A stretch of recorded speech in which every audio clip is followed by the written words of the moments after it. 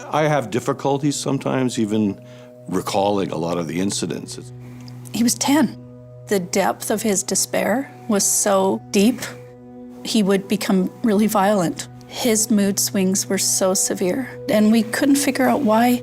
He still wasn't going to school. And so we had a meeting with what was called a distant education teacher, and he said, I think what's going on with your son is school refusal. The mother has over-accommodated, hasn't set boundaries and attachments. The way that people would look at me, it was like, it's your fault. If everybody keeps saying that, it must be me. And he said, we need for your husband to take over getting your son to school. Literally had to carry him in, kicking and screaming, into the classroom. On the third day, James got into the room and he grabbed the desk and he threw it at the principal. And he turned to Dave and said, I hate you. It affected our relationship. James really started to withdraw from me. He would physically run and hide. The principal said, I have never seen two parents try harder with their kid. And the things that we told them they need to be doing, like forcing their son into this building, have been an absolute disaster. And we need to do better than that for this family. It became a moment that my husband and I decided we're gonna believe him when he said he couldn't do something. If a kid was sick with anything else, we don't even know what this is, but wouldn't we be seeing someone in a hospital? It was decided that we need to take him to emergency. We got there at 2 o'clock in the afternoon. Sat there till about 7 o'clock at night. I finally said to my husband, I'm gonna go and find out where all the psychiatrists are. I walked around the hospital and looked for the signs that said psychiatry.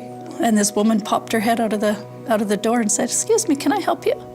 I really want to go down and meet these people. She goes, why don't I walk with you? Tell me a little bit about what brought you here today.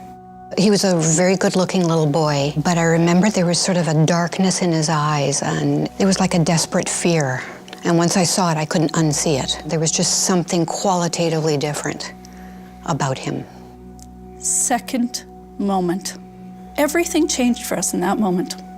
You could tell the way she looked at us, that she saw us, who we really are. You are taught to maintain your boundaries, but I think that it's important to know when to go the extra mile. Kelly Anderson says support services in their community for kids like James are limited. The outpatient services and the resources are just not sufficient. How can you not have a mental health plan for children? How can that not exist?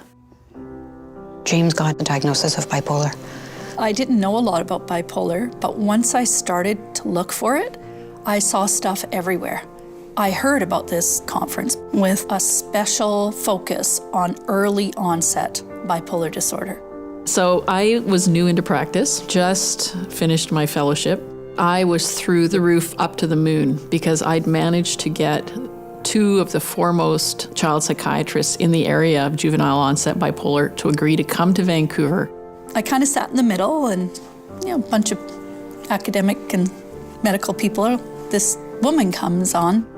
She started to talk about the cause, refrigerator mothers. Are they blaming me again? They're mothers who are cold or detached from them. Is this actually happening again? I didn't know how to get out of there fast enough. So I went back to the registration desk and I said, can you please tell me who organized this conference? This petite woman came up to me and she said, well, I just want to talk to you about what it was like as a parent of a child with juvenile onset bipolar to hear myself described as a refrigerator mother. And what am I supposed to do with that information? And actually, how is that helpful for me in understanding what's going on for my son? I said, I really need to go. I'm holding it together, but I really need to go. And I left. You get that self-doubt back. I need something good to happen again. My goal was just to connect with families who I knew were out there, whose kids were really struggling with mental health, and say, are you getting help or not? Because I'm not. And why aren't we talking about it? So the FORCE was Families Organized for Recognition and Care Equality. We were the force. We actually got the first mental health plan for kids in British Columbia. Because we were getting higher profile, we were asked to come to places to talk. I invited Kelly to present Grand Rounds. This was the first time we'd had somebody that wasn't a physician or a psychologist. I got up and introduced her, and I was telling the story about how we'd met. And I look up at her and I go, oh my God, it's her. I honestly had not remembered her, which of course I wouldn't have. I was so upset. You know, you talk about a moment, and I'm so grateful that it happened at the onset of my career, because it profoundly changed me. We don't think about how we talk and the words we use. I can't imagine being described as a refrigerator mother. Over the next few years, I would be across the desk from her, helping to advocate for a family who was feeling they weren't getting what they needed. She was holding the system to account in the most positive way. She was really a system disruptor. We had a meeting at Children's Hospital. I went by Jana's office and she said, hey, Kelly, what's going on? Anything new? I said, actually, you know what? I've got this idea for a National Institute of Families for Child and Youth Mental Health. Yeah, that's a great idea. Let's do it together. And that was the birth of the Institute of Families. So FamilySmart is about seeing one another as assets. I mean, it's about relationships. One of the roles of the Institute is to develop vehicles and training to help families and youth with systems providers how to work together. That's what FamilySmart is.